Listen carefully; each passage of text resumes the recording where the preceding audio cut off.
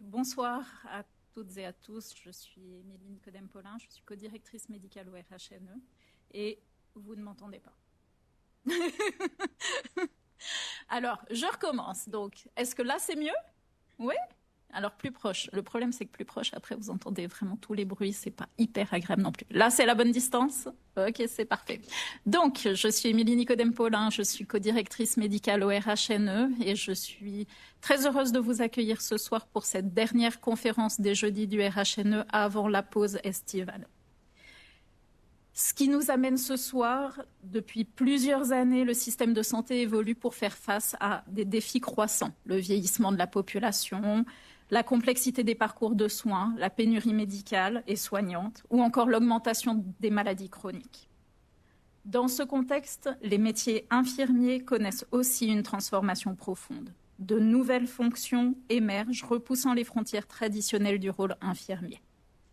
Parmi elles, celle d'infirmière en pratique avancée incarne une évolution majeure en combinant expertise clinique, autonomie professionnelle et collaboration étroite avec d'autres acteurs de soins. Cette conférence propose de mieux comprendre ces métiers en pleine expansion, leurs contours, leurs enjeux et leur place dans les systèmes de soins. Alors oui, c'est un médecin qui ouvre aujourd'hui cette conférence, mais qu'on se rassure, c'est sous le regard bienveillant et vigilant de la direction des soins. Et cette évolution, c'est avant tout une aventure collective. C'est un redessin des contours des soins entre les professions.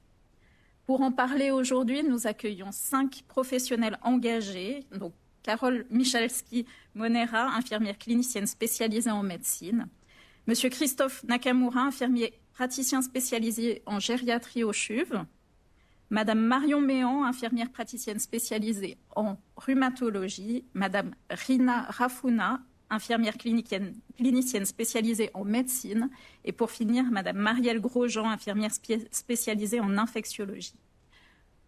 Après leurs interventions, vous pourrez leur poser vos questions et nous partagerons ensuite un moment convivial autour d'un apéritif.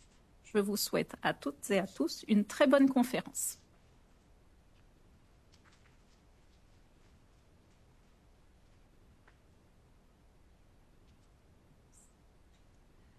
Du coup, merci pour cette introduction. Donc, je m'appelle Carole Michalski-Monera, je suis infirmière clinicienne spécialisée au sein du RHNE, plus spécifiquement dans le département de médecine, et doctorante en sciences infirmières à l'Institut universitaire de formation et de recherche en soins à l'Université de Lausanne. Juste un bref aperçu des différents types de rôles infirmiers qu'on peut voir avant d'aller plus dans la pratique et les exemples du terrain. Un mot sur mon parcours. Donc, je suis infirmière depuis 12 ans. J'ai eu l'opportunité de faire un master en sciences infirmières qui m'a permis de développer différentes compétences en termes d'expertise clinique, de leadership, de coordination, collaboration avec les différents professionnels. Et je suis en train de réaliser un doctorat en sciences infirmières, toujours à l'Université de Lausanne. Un doctorat qui est sous la direction internationale entre un directeur à Lausanne et une co-direction au Canada pour mener un projet dans le canton de Neuchâtel afin de développer un modèle de soins de transition entre l'hôpital et le domicile. Ça consiste en 4 études. Certaines ont été terminées, d'autres pas. Et je profite d'avoir la parole pour vous informer que si certains d'entre vous ayant une expérience de patient ou de proche ou professionnel ont un intérêt pour la période de transition après l'hôpital, vous pouvez sans autre, avec plaisir, venir me voir à la fin parce que je recherche des personnes qui pourraient participer à 3 entretiens courant octobre pour finaliser la dernière étude. Ces formations me permettent d'avoir un rôle assez diversifié où j'ai la chance de pouvoir mener différents projets. Tous visent in fine l'amélioration de la qualité des soins pour le patient à différentes échelles au niveau d'unités, de départements ou d'autres projets qui ont un impact au niveau de l'institution du RHNE. Je collabore étroitement aussi avec la direction des soins, plus spécifiquement avec l'infirmière chef du département de médecine, avec qui on co-construit la vision clinique qu'on met en place ensuite sur le département. Et puis, j'ai aussi la chance de coordonner la pratique infirmière avancée, donc les futurs étudiants ou les jeunes diplômés à s'implanter dans leur nouveau rôle au sein du RHNE. Je fais aussi pas mal de collaborations interdisciplinaires dans le cadre de ma thèse ou d'autres projets, donc avec différents corps de métier, en sortant un petit peu des soins infirmiers, mais en travaillant avec des physiothérapeutes, des médecins, des pharmaciens, au sein du canton ou du RHNE, et puis j'enseigne à l'Université de Lausanne. Pourquoi parler de révolution dans les soins? Vous n'êtes pas sans savoir que, comme l'a dit Madame Nicodème Paulin, les besoins en santé augmentent. On a la chance de pouvoir vivre longtemps en Suisse, mais aussi avec souvent des maladies chroniques qui peuvent s'accumuler. Et ce qu'on pouvait traiter auparavant, peut-être avec un médecin traitant, une maladie chronique, un médecin traitant, de manière plutôt aisée, c'est plus compliqué quand on a 2, 3, 5 maladies chroniques qui s'accumulent, et ça complexifie de manière importante la trajectoire des soins. Un patient, une personne qui se retrouve patient à un moment donné peut avoir des difficultés à comprendre où aller entre les différents intervenants et comment coordonner le tout. Un des moyens pour répondre à cet enjeu, c'est renforcer l'expertise infirmière. Et pour ça, il y a différentes pistes, différentes formations qui s'offrent à nous. C'est une vision de toutes les formations possibles. C'est juste pour vous montrer vraiment deux types de formations. En jaune, on voit le niveau bachelor d'une infirmière, une formation de base. Et puis, je fais juste une parenthèse, je dis infirmière parce que la majorité des infirmières dans la profession sont des femmes, mais bien sûr, ça inclut les hommes. Donc, les infirmières ont la possibilité de se former au travers des formations continues qu'on retrouve en haut, en violet, des formations qui sont plutôt spécialisantes dans un domaine spécifique, comme les soins palliatifs, de l'oncologie, des gestions de la douleur, par exemple. Et puis, il y a d'autres types de formations qui sont vraiment plus académiques, qui se font au travers le master ou un niveau de doctorat, et puis qui font développer des compétences plus transversales avant de retourner sur vraiment du spécifique. Et puis c'est de celles-ci que je vais un petit peu plus parler, parce que les formations qui sont développées durant les masters donnent lieu à des titres d'infirmière de pratique avancée. Et il y a 2 rôles dont je vais vous parler là. Le premier, c'est le rôle d'infirmière clinicienne spécialisée, qui offre une pratique clinique directe, donc qui donne des soins directs aux patients de manière moindre par rapport à son temps global, et puis qui agit au niveau des équipes et du système de santé de manière plus importante, on va dire. Pour vous donner un exemple, on sait qu'en moyenne, il faut 17 ans pour qu'un soin qui devrait être changé, on l'identifie dans la recherche, et puis il faut 17 ans pour que ce soin soit réellement changé dans la pratique, dans la vie de tous les jours. C'est énorme, 17 ans. Et ces infirmières cliniciennes spécialisées ont développé les compétences de recherche pour identifier quelles sont les données, les soins vraiment qui font du sens, tant d'un point de vue de la recherche, mais aussi qui sont pertinents par rapport au contexte spécifique, étant donné qu'on a un contexte différent qu'à l'international, par exemple. Et puis, elles ont aussi les compétences de mettre en place des stratégies pour mettre en pratique ces nouveaux soins, donc travailler avec les équipes, avec les chefs d'unité de soins, pour que ça prenne au quotidien. L'autre rôle, c'est celui d'infirmier praticien spécialisé, infirmière praticienne spécialisée, IPS, qui, lui, a un rôle majoritairement auprès du patient, en activité clinique directe, un rôle moindre en termes de temps auprès des équipes et du système de santé, même si de manière indirecte, il influence également beaucoup ce côté-là. Et puis, si je prends l'exemple des 2 IPS qui sont actuellement en poste au sein du RHNE, c'est des rôles qui se sont développés dans le service de rhumatologie et au sein des urgences, où une infirmière a des compétences dans son champ de pratique à réaliser des soins infirmiers et certains soins qui étaient réalisés uniquement par les médecins jusqu'à présent. Donc, dans son domaine de pratique, elle a cette autonomie pour réaliser tout ça. Vous aurez des exemples, du coup, plus pratiques par la suite. Ce qui va changer pour le patient, c'est une meilleure qualité et une continuité des soins, de manière directe ou indirecte selon les différents rôles et les pratiques qui ont été développées, une meilleure accessibilité des soins, je pense notamment aux IPS. Au niveau des soignants, une reconnaissance de ces rôles qui est un changement quand même majeur, qui fait bouger un petit peu les choses, des opportunités de carrière pour les soignants, autre que le management, mais peut-être une porte d'entrée aussi pour avoir envie de rester dans la profession en changeant un petit peu de regard et puis en évoluant dans la profession. Et au niveau des institutions, une meilleure continuité des soins quand on pense à la coordination inter-institutions, des nouvelles fonctions, comme je l'ai dit, qui bougent les lignes pas uniquement au niveau des soins infirmiers, mais qui touchent une multitude de domaines dont on n'apprécie pas toute l'étendue de prime abord. Et puis des partenariats donc plutôt très positifs avec des médecins qui sont très formels pour les IPS, par exemple. Je laisse la parole du coup à Monsieur Christophe Nakamura, que je remercie d'être venu jusqu'ici depuis Lausanne.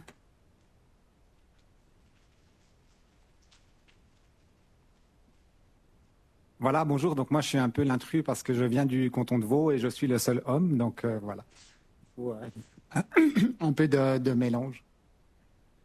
Alors moi, je vais vous parler, en fait, je vais vous présenter un exemple de rôle d'infirmier en pratique avancée auprès des personnes âgées, donc ce que je fais au quotidien. Et puis, j'ai mis exemple parce qu'il y a plein de manières, plein de déclinaisons possibles de ce rôle-là. Premièrement, donc mon parcours, donc moi je suis infirmier de formation et j'ai une pratique en tant qu'infirmier exclusivement auprès des personnes âgées. Suite à ça, j'avais envie de développer plus de compétences et d'amener davantage auprès des patients. Donc j'ai fait un master en sciences infirmières pour être infirmier clinicien spécialisé. Et puis j'ai eu l'opportunité de refaire un autre master pour être infirmier praticien spécialisé cette fois-ci. Où j'ai une orientation de soins aux adultes. Il y a plusieurs spécialités et moi, ma spécialité, c'est les soins aux adultes. Et puis, mon expertise, c'est plutôt donc dans la gérontogériatrie. Mon rôle aujourd'hui, donc, c'est d'être infirmier praticien spécialisé au sein d'une consultation de gériatrie ambulatoire et communautaire qui est rattachée au service de gériatrie du CHUV. J'ai la chance de pouvoir travailler avec une équipe. Donc, vous voyez ici la photo de mon équipe. Il y a un médecin cadre, il y a des médecins assistants en formation, il y a des ergothérapeutes, des physiothérapeutes, et puis qui changent régulièrement tous les 6 mois pour la formation. Donc, c'est assez dynamique. Et c'est toujours intéressant de voir des nouvelles têtes et puis de créer des nouveaux contacts. Je vais vous parler un peu de l'organisation des consultations de gériatrie dans le canton de Vaud. Je ne sais pas comment ça se passe sur le canton de Neuchâtel, donc probablement c'est peut-être un peu différent.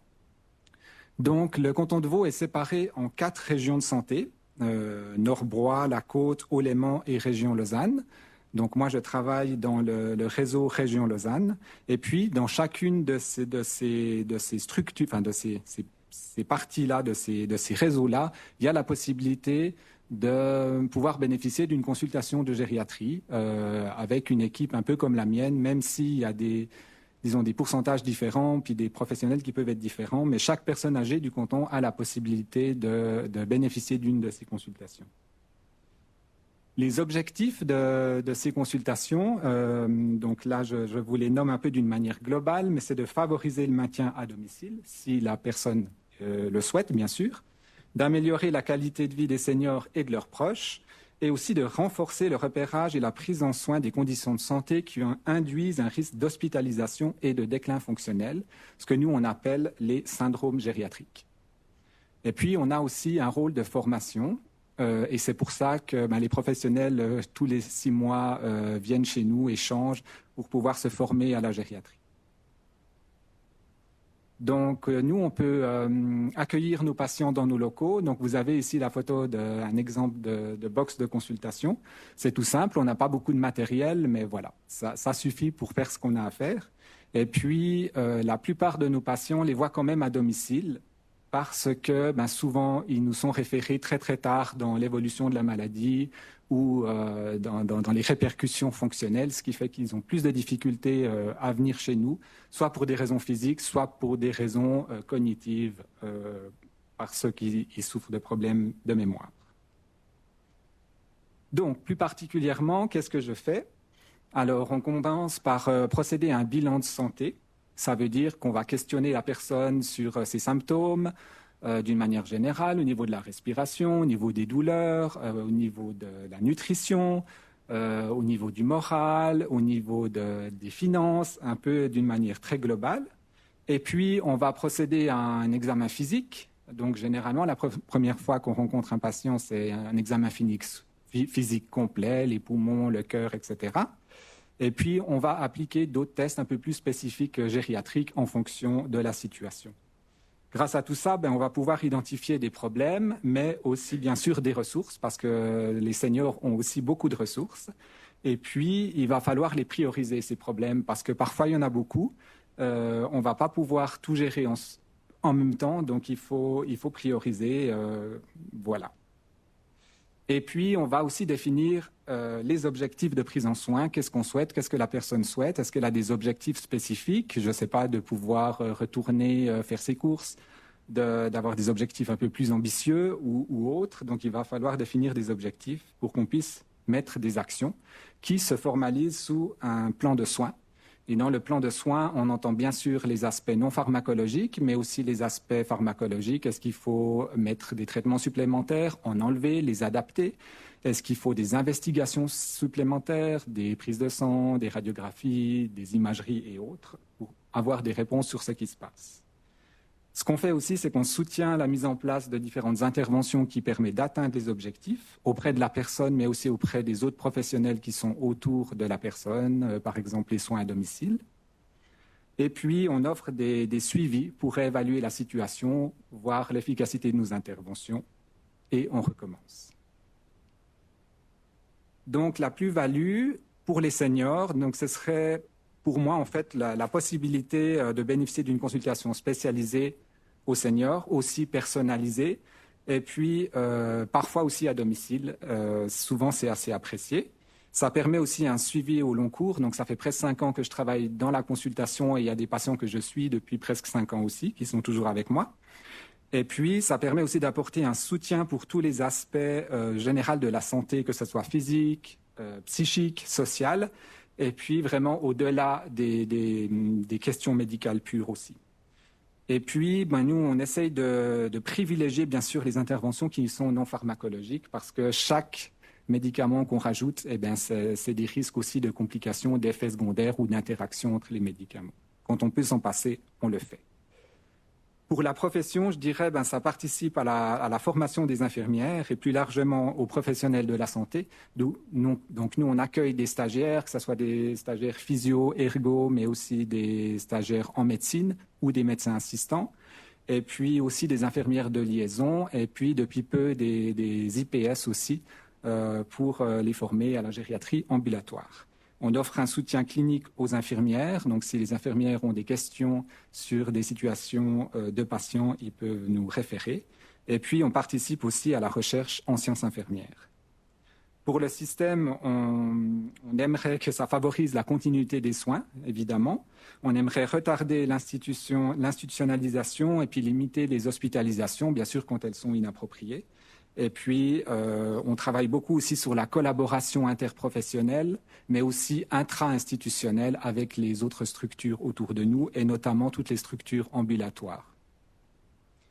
Les enjeux que je vois, je vais vous en nommer quelques-uns. Donc, le premier, ce serait bien sûr de pouvoir mieux définir, structurer, expliquer notre activité. Ça, c'est assez, parfois pas simple, parce que c'est une nouvelle profession et il va falloir trouver vraiment des manières de pouvoir bien la cadrer aussi pour qu'elle soit répliquée dans d'autres secteurs, et puis de bien différencier nos rôles entre infirmiers cliniciens spécialisés, infirmiers praticiens spécialisés, infirmiers spécialisés tout court, etc. Le deuxième enjeu, je pense, c'est de reconnaître et de valoriser les prestations proposées par les IPS et aussi bien sûr tous les autres infirmières et infirmiers, et ceci probablement au travers de la recherche, mais aussi de la valorisation au niveau du financement de ces prestations. Et aujourd'hui, il y a des travaux en cours au niveau, disons, national pour pouvoir valoriser toutes ces prestations-là. Et puis aussi pour qu'elles puissent être pérennisées. L'autre enjeu, c'est de promouvoir la prévention, parce que c'est vrai que je m'aperçois que souvent les personnes qui viennent nous voir, ils sont déjà très avancés dans leur maladie, et puis on aimerait pouvoir les voir un peu plus tôt pour pouvoir vraiment essayer de changer la trajectoire de santé. Et le dernier enjeu pour moi, c'est de ne pas oublier qu'on est infirmier, qu'on doit, porter les valeurs de la profession et aussi utiliser tous les savoirs qui sont développés dans la profession. Et ce n'est pas seulement de la médecine qu'on applique. Et il faut trouver un équilibre entre ces deux grands domaines. Et j'ai fini, je vais passer la parole à Marion.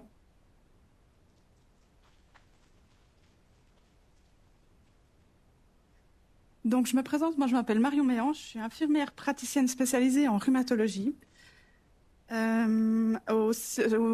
l'hôpital de la Chaux-de-Fonds en rhumatologie ambulatoire.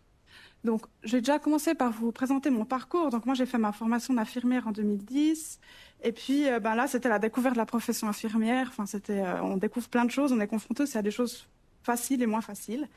Après, j'ai eu la chance de travailler en médecine, où là, c'était ma première expérience professionnelle, où là, c'était très enrichissant parce qu'on est confronté vraiment à beaucoup, beaucoup de choses. On apprend à travailler en équipe, on a les premiers questionnements éthiques, enfin, la priorisation du travail, donc une très bonne première expérience.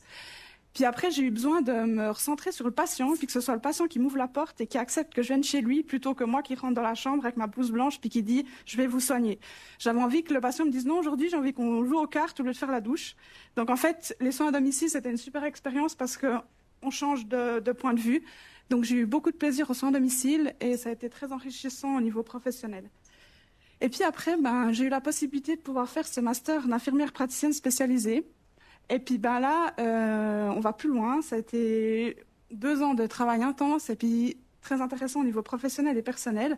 Et puis, du coup, depuis 2024, depuis cet automne, je travaille comme infirmière praticienne spécialisée en rhumatologie à la Chaux-de-Fonds. Et puis là, j'ai mis développement parce qu'en fait, on est au début d'une aventure. Ça fait que quelques mois que j'ai commencé et le rôle est tout nouveau, comme vous allez le comprendre. Donc, c'est un champ possible qui s'ouvre à nous. Donc, c'est très intéressant. Une des premières choses qu'on s'est questionné quand on a voulu mettre une IPS en rhumatologie, c'est de prendre la trajectoire patient puis de se dire, mais voilà, dans la trajectoire du patient, il y a quelque chose qui fonctionne actuellement. Mais où est-ce qu'il y aurait une lacune qui fait qu'on peut rajouter un intervenant? L'idée, c'était pas d'aller prendre soit le travail des médecins, soit le travail des infirmières ou des choses qui sont déjà faites, mais plutôt de se dire, mais ok, ça fonctionne, mais est-ce qu'on peut optimiser le système? Et puis, la discussion avec mes médecins partenaires, il est venu que le moment où il manquait quelqu'un, c'est vraiment après le suivi, les premiers rendez-vous, la mise en place des traitements. Souvent, il y a un laps de temps où le patient il est un peu tout seul avec son médicament, son diagnostic, et que là, il manquerait quelqu'un pour lui expliquer, appuyer le diagnostic. Donc, c'est là où on a basé ma consultation et on a décidé que c'était ce type de patient que j'allais prendre en charge. Donc l'idée, c'était de pouvoir proposer un suivi plus rapproché aux patients, parce qu'on sait que les délais d'attente pour les consultations médicales, elles sont longues, qu'il y a beaucoup de questions. Le patient, il rentre à la maison et il va se poser plein de questions, il va discuter avec sa copine qui va lui dire « mais t'as pensé à ça ?» et tout ça, il y a plein de choses qui reviennent. Donc ça, c'était des points qui étaient importants pour les patients. Et puis, tout ce qui est adhésion médicamenteuse, on sait que c'est compliqué. Et puis, c'était aussi quelque chose qui était important de discuter et qui est fait par les médecins, mais en tant qu'infirmière, on a des compétences à ça, on est très sensibilisés à ça. Donc, finalement, la consultation IPS, on a décidé de la placer à ce moment-là, donc au moment où les premiers diagnostics ont été décidés et puis qu'un traitement est mis en route. Puis là, je n'ai pas mis des flèches, mais en gros, ça communique la consultation IPS avec le suivi médical, les changements de traitement, c'est vraiment un système qui est en mouvance. Et puis, il est aussi important finalement de définir quel type de patient j'allais pouvoir voir, parce que la rhumatologie, c'est grand, mais on a décidé que j'allais m'occuper des patients qui ont une maladie auto-immune ou inflammatoire chronique. Donc, on a vraiment délimité un type de patient à prendre en charge. Et puis aussi, quel type de consultation. Donc l'idée, c'était d'accompagner les patients dans leur maladie chronique, ça veut dire les revoir, rediscuter des diagnostics, voir qu'est-ce qu'ils ont compris, pas compris, répondre à leurs questions. C'est aussi reprendre les résultats d'analyse de sang, puis leur expliquer, voilà, on vous a dit ça, c'est parce qu'il y a ça dans la prise de sang, il y a ça sur la radio, puis c'est d'apporter des arguments, puis d'expliquer aux patients. L'idée, c'était aussi d'avoir des contrôles intermédiaires pour des sevrages de cortisone ou des traitements qui, finalement, on doit adapter des traitements en fonction des prises de sang et des symptômes des patients. Et puis ça, finalement, c'est des consultations où j'ai une grande autonomie parce que j'en discute avec mes cadres, mais finalement, je peux, moi, décider d'adapter le traitement en fonction des habitudes et des protocoles en place. La gestion des effets secondaires, ça c'est aussi une grande part de mon travail parce que on met en place beaucoup de traitements avec des effets secondaires qui peuvent être parfois assez importants. Les patients ont besoin d'être rassurés, ont des questions, donc ça fait aussi partie de mon travail. Et puis après, il y a des patients que je vois selon discussion avec les médecins qui me demandent que je vois ce patient pour une raison ou une autre. En gros, un peu pour voir un peu la répartition de mon temps de travail. Donc, comme le disait Carole plus tôt, j'ai une grande partie qui est au lit pas au lit du patient, parce que je vais en consultation, mais avec le patient en consultation. Donc, il y a à peu près 50% des patients que je vois en consultation. Enfin, 50% de mon temps, je vois des patients en consultation. Il y a quand même 30% du temps où je réponds aux mails, au téléphone des patients, je rappelle des patients pour des résultats d'analyse. Donc, il y a un côté où je vois pas les patients, mais je vois les patients hors consultation. Grosso modo, il y a un temps de formation personnelle et puis il y a aussi participer à des projets institutionnels. C'est présenter mon rôle, c'est proposer de la formation continue pour les infirmières de la polyclinique. Enfin, c'est ce genre de projet au niveau institutionnel où ça fait pas partie de la majeure partie de mon travail, mais ça fait quand même partie de ce que je fais. Et puis, les objectifs de la consultation, c'était pouvoir proposer un suivi pour des patients qui ont des maladies chroniques, de pouvoir répondre aux questions du patient, mais aussi du réseau, parce qu'il y a aussi les soins à domicile, les proches qui peuvent me contacter. C'est pouvoir offrir une vision holistique sur la prise en charge, c'est-à-dire pas uniquement se concentrer sur le traitement et les résultats de la radiographie, mais de se dire quel est l'impact de la maladie dans la vie de tous les jours, au niveau du travail, au niveau des activités de la vie quotidienne. De fluidifier le parcours de soins, c'est-à-dire que je peux tout à fait écrire aux soins à domicile de faire une prise de sang. Le système, en ayant travaillé en intra et en extra-hospitalier, j'ai une connaissance du système et mieux de savoir qui peut faire quoi à quel moment. De renforcer aussi l'adhésion au traitement. Les patients qui ne veulent pas prendre leur traitement, c'est des gens que je vais voir, on va discuter. Et puis le fait de ne pas être médecin, ils se sentent moins redevables de prendre leur traitement. Donc des fois, la discussion, elle est différente que face à un médecin. Donc on arrive à discuter différemment. Et puis faciliter les démarches administratives, ça veut dire, par exemple, renouveler des ordonnances ou des arrêts de travail, c'est des choses que je peux aussi être amenée à faire. Ça, c'est l'objectif actuel, mais ce qu'il faut savoir, c'est que c'est un rôle qui va changer. Donc peut-être si je reviens dans 5 ans, il y aura des choses qui auront changé parce que c'est vraiment quelque chose qui est en pleine évolution. Là, c'est qu'est-ce que je peux apporter pour les patients, donc une amélioration de la qualité du suivi, parce que l'idée, c'est que je reste là quand même un certain nombre d'années, donc les patients, à force, je vais les connaître, contrairement à des médecins qui vont changer peut-être régulièrement, c'est d'assurer une continuité des patients, d'améliorer le suivi, et puis d'améliorer aussi l'accès aux soins, parce que finalement, il y a des patients que je vais pouvoir voir plus vite pour des problématiques qu'on va pouvoir régler aussi plus rapidement. Pour les infirmières, ça offre une possibilité de développement, d'enrichissement. Ça valorise les compétences parce que finalement, on a quand même beaucoup de compétences. Et puis là, ça nous permet de voir qu'en rajoutant des connaissances, on sait beaucoup de choses et on a quand même une connaissance du terrain qui est importante. Et puis, il y a l'autonomie et la responsabilité qui sont des choses qui sont intéressantes aussi dans le développement professionnel. Au niveau du système de santé, on a quand même un rôle au niveau de la prévention. Par exemple, dans mon rôle, c'est par rapport à la vaccination, à la prévention cardiovasculaire des patients que je vais voir. La vaccination, tout ce genre de choses, on peut faire de la prévention. Il y a quand même un allègement de la charge médicale pour certains points et certains sujets. Ça leur permet de se concentrer sur autre chose. Et puis, de fluidifier, de renforcer le système de soins. Ça veut dire, de nouveau, prendre contact avec peut-être le physiothérapeute, avec les soins à domicile. Enfin, ça permet de fluidifier le parcours du patient. Et du fait de connaître le système local, ça me permet de savoir qui solliciter à quel moment. Et puis, par rapport, pour finir, aux évolutions, donc moi, ce que je voyais, c'est que c'est une meilleure reconnaissance du rôle IPS, mais bon, il est tout nouveau, donc on y travaille. C'est un rôle qui pourrait aller au-delà des institutions, parce que pour le moment, c'est plutôt des IPS qui travaillent dans les milieux hospitaliers, mais on pourrait aussi travailler en ambulatoire, en cabinet, enfin, ça pourrait se développer un peu partout. C'est aussi développer la collaboration IPS entre les différents centres et les centres de compétences, SDCLS, donc améliorer toutes ces collaborations. Aussi avoir des études scientifiques qui sont plus solides pour prouver notre plus-value, puis dire avoir des chiffres en disant qu'est-ce qu'on apporte, qu'est-ce qu'on permet pas. Comme le disait Christophe aussi, c'est avoir un cadre légal, une facturation qui sont un peu plus précises et posées que ce qu'il y a actuellement. Et puis faciliter l'accès à la formation, parce que pour le moment c'est une formation de 2 ans à temps plein, donc il faut avoir un financement, donc c'est une formation qui n'est pas facile d'accès, pour le moment. Donc voilà toutes les évolutions que je voyais. Et maintenant je vais laisser la place à Rina.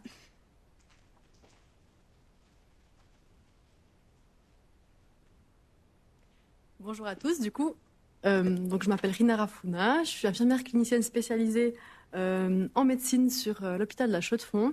Mon rôle est quelque peu différent de mes 2 collègues qui ont présenté, donc je vais essayer de l'expliciter au mieux.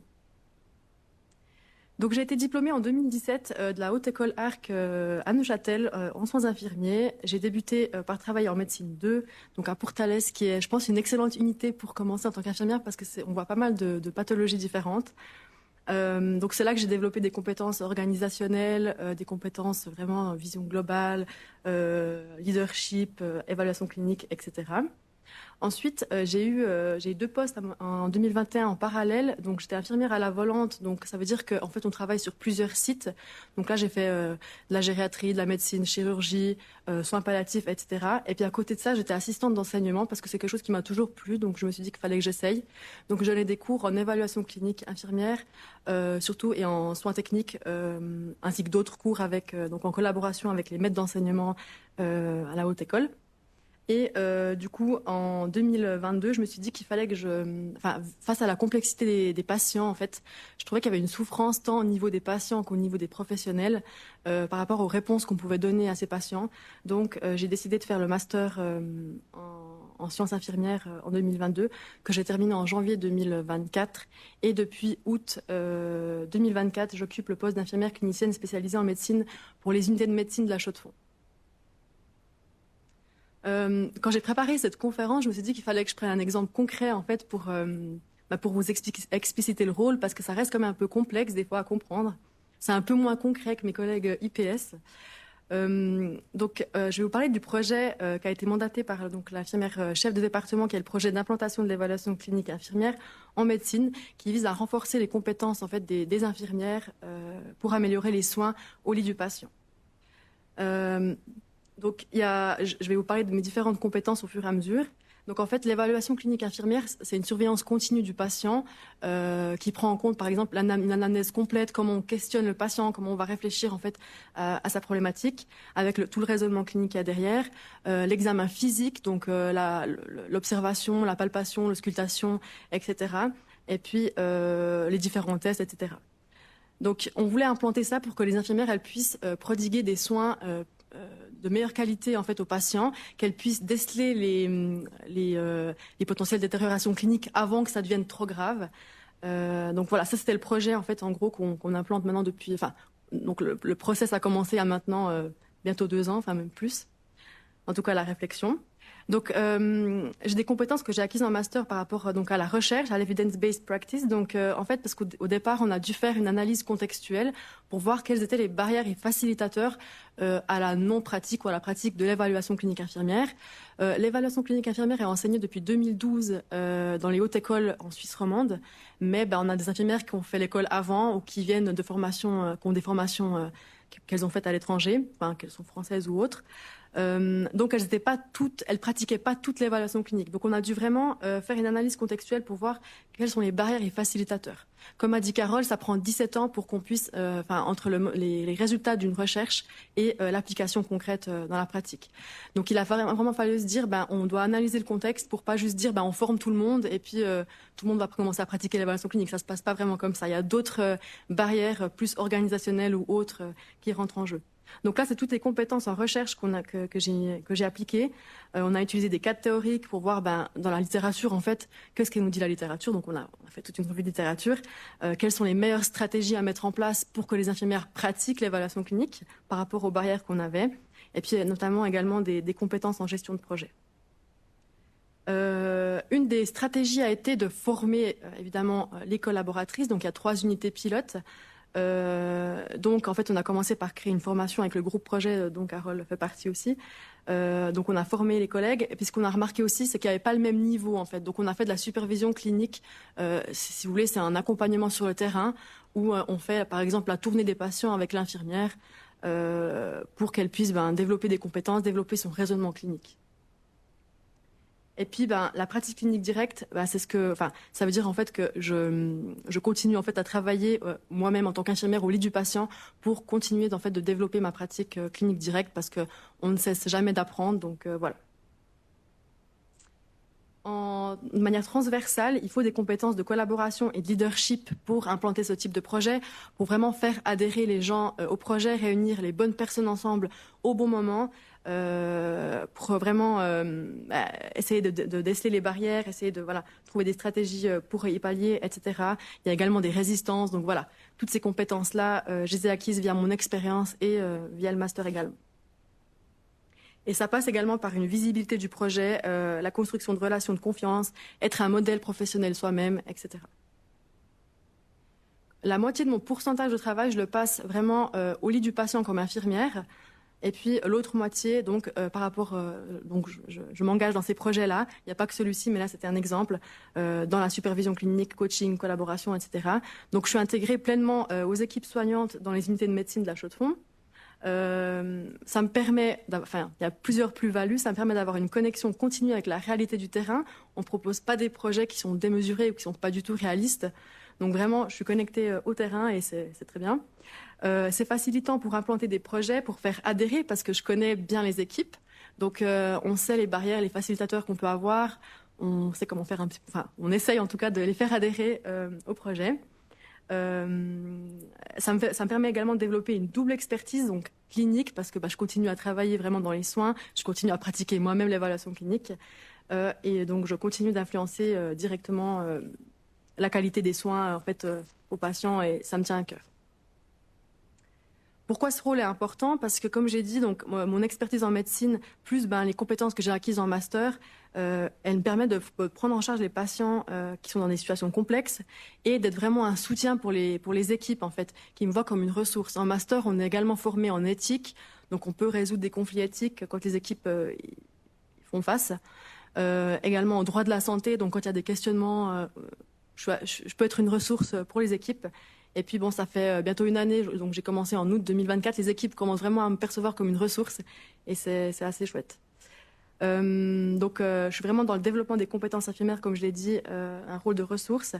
Je renforce également le travail interprofessionnel. Là, dans une unité, on travaille sur la visite médicale, comment faire pour l'optimiser, pour que chaque acteur sache ce qu'il doit dire à quel moment, pour que ce soit optimisé aussi auprès du patient, pour que le patient il soit au courant, ils sont au courant, mais qu'on nous donne un peu plus d'explications sur le projet thérapeutique, le projet de sortie, etc. Donc vraiment, on travaille en collaboration avec les médecins dans ce projet. Et puis bien sûr, une amélioration continue de la qualité des soins avec des projets innovants, etc. Évolution du rôle. Donc pour le système, d'abord, l'ICLS est vraiment devenu un levier un levier de transformation. On ne se limite plus vraiment à demander son avis, un soutien ponctuel ou autre. On agit vraiment sur l'implantation de pratiques fondées sur des preuves, de formation continue, etc. On est vraiment un pont en fait entre la vision institutionnelle et la réalité du terrain. Et à travers ce rôle, on optimise les ressources en visant, avec tous nos projets, en fait, on vise à réduire les réhospitalisations, les coûts liés à ça, et puis à alléger également le fardeau pour les patients. Pour les patients, cette évolution permet des soins plus cohérents, plus réactifs, plus sécurisés. En renforçant les compétences des équipes, en fait, on améliore les soins en fait, au lit du patient. Et enfin, pour nous, en tant qu'ICLS, le rôle a pris de l'ampleur. On occupe une position de leadership clinique reconnue avec plus de responsabilités, mais aussi plus de sens. On influence les pratiques sans autorité hiérarchique et donc en s'appuyant sur notre crédibilité, notre expertise et notre présence auprès des soignants. Voilà, j'ai fini. Je passe la parole à Marielle.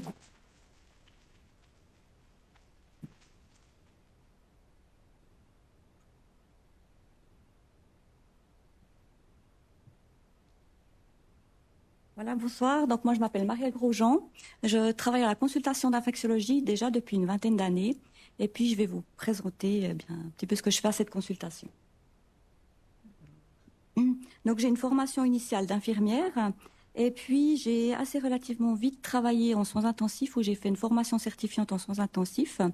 Et puis ensuite, j'ai rejoint la consultation d'infectiologie à Portales, qui avait été créée par l'ancien médecin-chef de médecine, et puis qui souhaitait déjà une infirmière à cette consultation, plutôt pour accompagner les patients qui vivent avec une maladie chronique.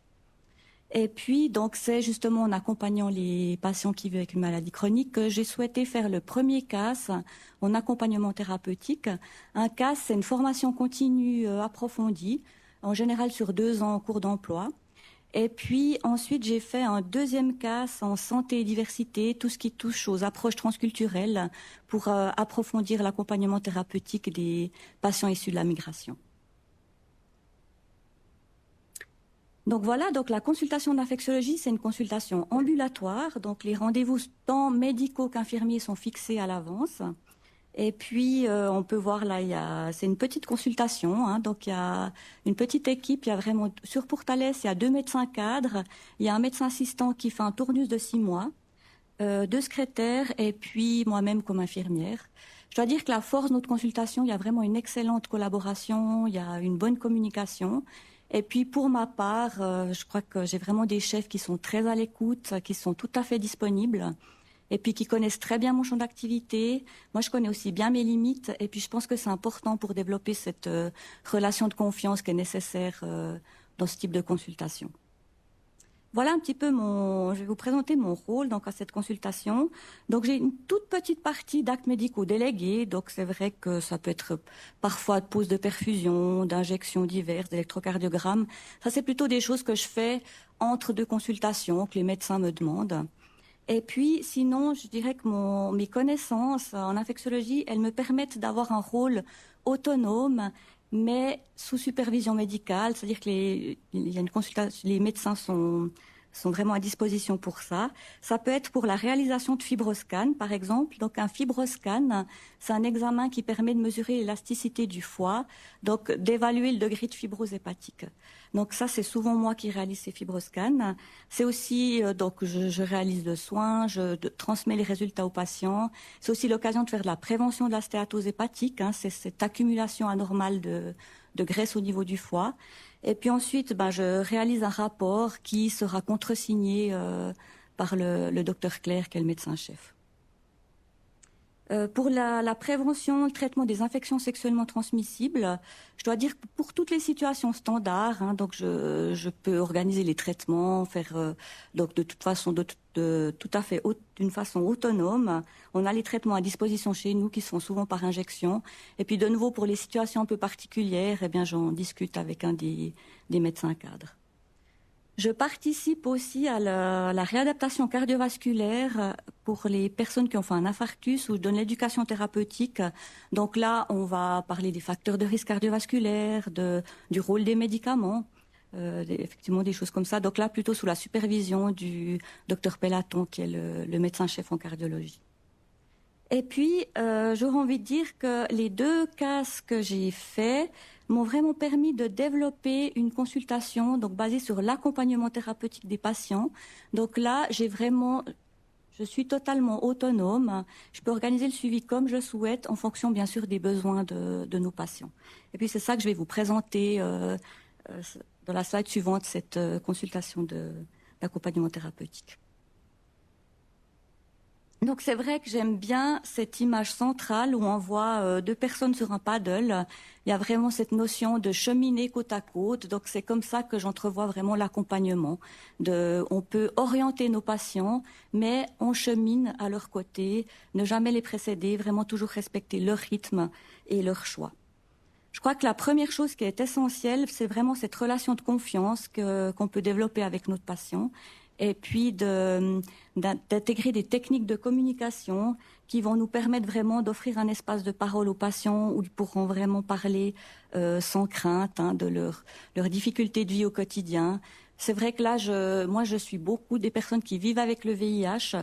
Et puis, ce sera vraiment l'occasion de parler de toute la stigmatisation qui est en cours autour de cette maladie, de la crainte de parler à leur entourage. Donc, c'est un espace dédié à ça. Après, pour les patients issus de la migration, mais j'aurais aussi envie de dire pour les autres, il y a toute cette composante d'intégrer les approches transculturelles. Donc, quelles sont les croyances par rapport à la maladie, par rapport au traitement? Donc, c'est vrai que j'explore volontiers avec eux, si par exemple ils étaient au pays, comment est-ce qu'ils seraient soignés. Et puis, c'est pas rare que les patients me parlent qu'ils verraient des guérisseurs, ou que la religion prendrait beaucoup de place, qu'ils peuvent même être guéris par la prière. Donc c'est vrai qu'on comprend à quel point nos traitements médicamenteux vont parfois à l'encontre de leurs croyances. Important d'intégrer aussi la spiritualité et puis les expériences des personnes avec la médecine. On sait que des mauvaises expériences avec la médecine, c'est aussi un frein à l'adhésion. C'est vrai que Marion a parlé d'adhésion thérapeutique. Moi, je travaille aussi beaucoup sur l'adhésion thérapeutique. Et puis bien évidemment explorer tout ce qui est pratique parallèle. Après, il y a tout un volet de soutien psychologique, déjà que je peux apporter au travers de cet accompagnement thérapeutique. Ça va aussi être l'occasion d'évaluer est-ce qu'il y a un besoin en soutien psychologique, psychiatrique. Donc, on travaille beaucoup avec la psychiatrie de liaison et puis c'est assez régulièrement que je leur adresse des patients qui en auraient le besoin. Et puis, sinon, c'est vrai qu'un projet que j'ai mis en place assez récemment, je trouve qu'il y a vraiment un beau projet, donc de soutien par les pairs. C'est vrai qu'on a formé 3 patients qui vivent avec le VIH de notre consultation à vraiment être, en guillemets, des patients experts et pouvoir accompagner des autres patients de la consultation. C'est vrai que les retours sont vraiment très, très positifs. Pour beaucoup de nos patients, c'est la première fois qu'ils peuvent parler avec quelqu'un d'autre qui vit avec la maladie, qui peuvent leur amener leur expérience de vie. Et puis aussi, je crois que dans cet accompagnement thérapeutique, il faut parfois oser sortir des sentiers battus, apporter un peu de créativité. Et puis là, c'est vrai que c'est aussi assez nouveau d'avoir fait appel à un pasteur quand effectivement il y avait des croyances, une spiritualité qui entrait en compétition, je pourrais dire, avec la santé. Et puis c'est vrai que vraiment d'avoir eu une expérience très très bénéfique d'une aide avec un pasteur qui a pu rencontrer une patiente. Après, le dernier volet, c'est vraiment l'éducation thérapeutique, donc en termes d'apporter des connaissances aux patients. Donc vraiment, on parle du rôle des médicaments, de l'importance de l'adhésion, de qu'est-ce qu'est leur maladie. C'est aussi l'occasion de reprendre la discussion que les patients ont eue avec le médecin, peut-être d'évaluer ce qu'on appelle la littératie en santé, donc qu'est-ce que le patient comprend au fait du langage médical, donc de pouvoir adapter effectivement notre discours. C'est vrai que j'aurais envie de dire que ça peut paraître un petit peu théorique, tous ces aspects, mais je dirais que cette vision un peu plus intégrative de la médecine, elle me semble essentielle. Parce que si je reprends peut-être un exemple de nos patients qui vivent avec le VIH, l'adhésion thérapeutique, elle est tout simplement primordiale pour assurer leur survie. Malgré tout, on a quand même plusieurs patients qui ont des difficultés à prendre leurs médicaments, puis pas parce qu'ils oublient, mais parce qu'ils ont une difficulté d'acceptation de la maladie. Ils ont des fois des approches transculturelles non prises en compte. Et puis je crois que là, vraiment, le rôle d'une infirmière, de par sa proximité, sa disponibilité pour les patients, c'est vrai que les patients... parfois, juste parce qu'on est infirmière, ils nous racontent plus de choses. Donc, c'est vrai que je pense que ça, c'est vraiment précieux et puis à valoriser. Donc après, toute cette exploration, bien sûr qu'elle va être relayée auprès des médecins. Donc, et puis, l'objectif, bien sûr, ça va être d'élaborer un plan de soins qui va être mutuellement satisfaisant, que ce soit les médecins, avec les patients. Par exemple, la réadaptation cardiovasculaire, j'entends fréquemment, moi, des statines, c'est non, j'en prendrai jamais. Qu'est-ce qu'on trouve comme solution avec un patient qui veut pas prendre de statine?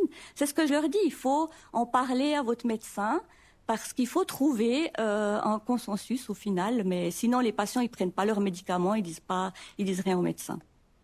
Donc effectivement, ensuite l'objectif, c'est de favoriser l'acceptation de la maladie. C'est ce que je dis aussi à la réadaptation cardiovasculaire. J'espère que ces cours d'éducation thérapeutique vont leur permettre des compétences où ils pourront être un partenaire de soins après avec leur médecin, leur cardiologue. Valoriser l'autonomie de notre patient tout le temps et puis, bien sûr, cette adhésion thérapeutique. Et puis, quelles sont un peu les perspectives d'avenir? C'est que mes collègues en ont beaucoup parlé. Moi, je dirais que c'est pour ma part, c'est plutôt dans le développement de ces nouveaux projets. Donc, c'est vrai qu'on a aussi mis en place une collaboration avec des pharmaciens, donc des pharmaciens qui peuvent proposer des consultations d'adhésion pour nos patients. Et puis, j'aimerais toujours mettre en place une éducation thérapeutique de groupe, à voir si un jour ça se fait. Puis après, sinon, je pense qu'il est un petit peu plus compliqué, notamment en termes de facturation. C'est peu reconnu ou pas du tout reconnu. Il n'y a pas de position qui nous permette de facturer au fait cet accompagnement thérapeutique. La seule chose qu'on peut faire, c'est que j'ai discuté avec le médecin. Alors là, tout à coup, ça apporte de l'argent, mais valorisation infirmière, il y en a pas beaucoup.